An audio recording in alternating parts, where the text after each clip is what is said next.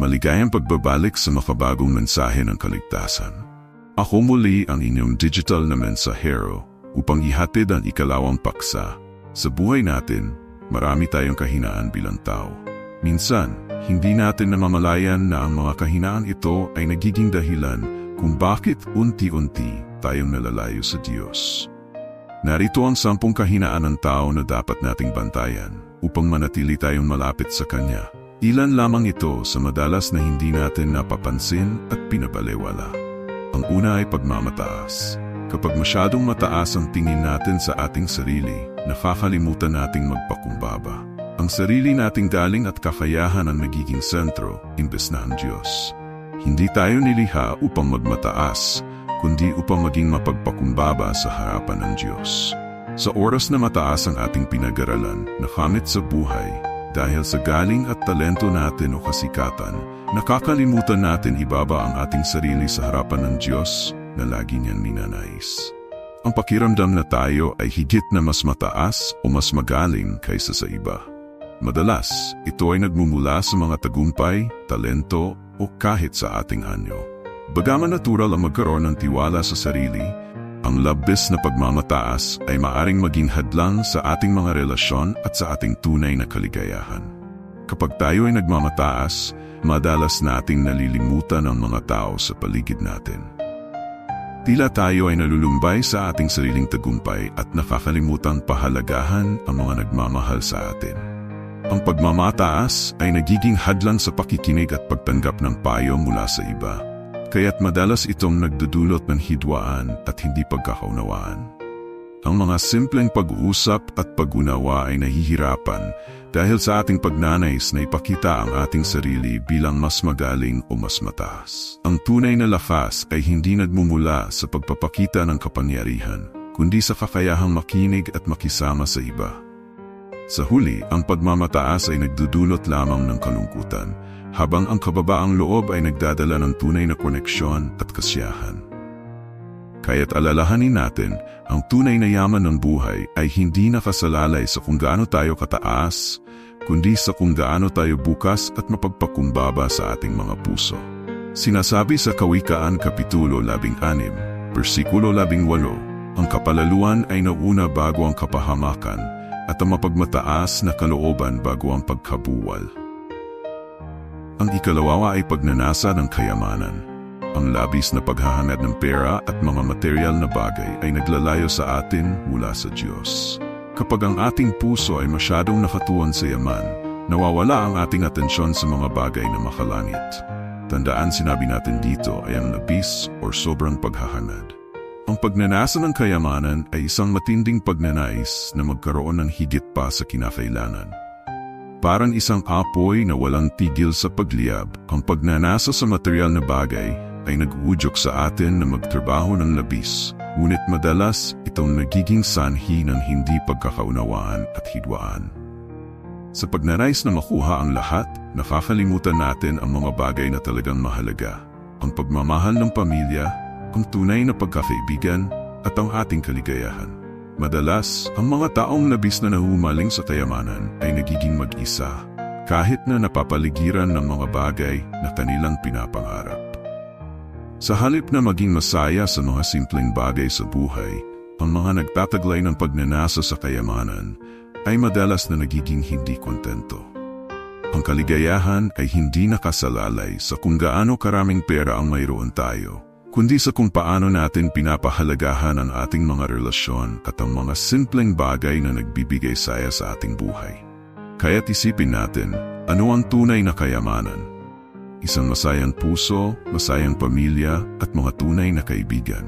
Yan ang mga kayamanang hindi mabibili ng pera. Sa halip na magpakaabala sa pagnanasa ng kayamanan, dapat tayong magbigay ng halaga sa mga bagay na talagang mahalaga sa atin.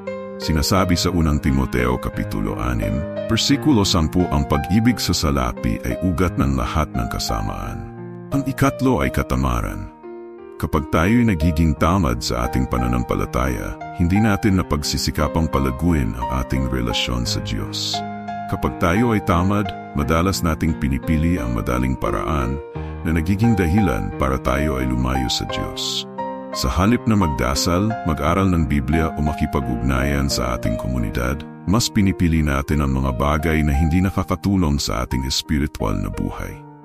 Isipin mo ang isang tao na laging nakaupo lang sa harap ng telebisyon o naglalaro sa kanilang cellphone. Habang abala sila sa mga ito, unti-unting nawala ang oras para sa mga bagay na dapat nilang gawin.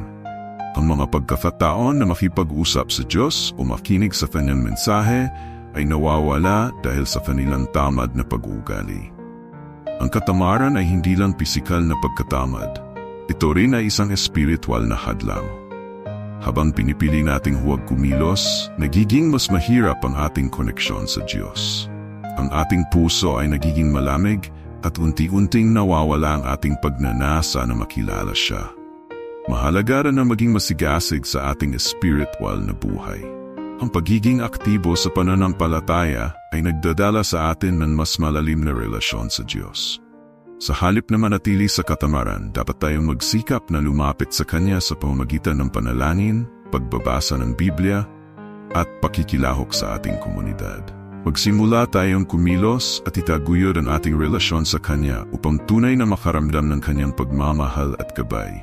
Sinasabi sa Kawikaan, Kapitulo 13, Versikulo 4, ang tamad ay nagnanais, ngunit walang makuha, ngunit ang masipag ay tatamasa ng kasaganahan.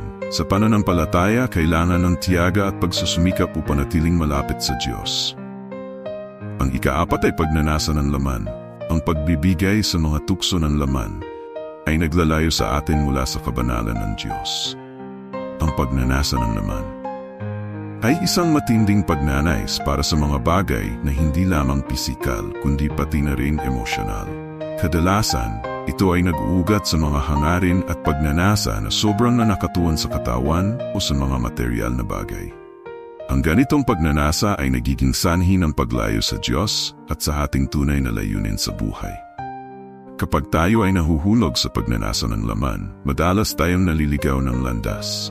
Halimbawa, ang sobrang na pagnanasa para sa sexual na kasiyahan ay maaaring magdulot sa atin ng mga desisyon na hindi tama at mga relasyong hindi makabuti. Ang mga ito ay nagiging hadlang sa ating espiritual na buhay at nagiging dahilan ng pagkasira ng ating mga relasyon sa mga taong mahalaga sa atin. Ang pagnanasa ng laman ay tila nagbibigay ng kasiyahan sa simula, ngunit kalaunan ay nagiging sanhi ng kalungkutan at pagdaramdam. Nagiging sanhi ito ng pagsisisi at pagkasira ng ating integridad.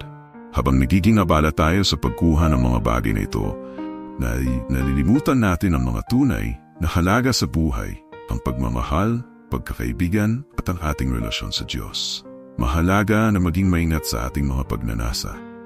Nagsisimula sa ating simpleng pag-isip na malisyoso sa kapwa, hanggang ito ay lubusan ng maging kasalanan.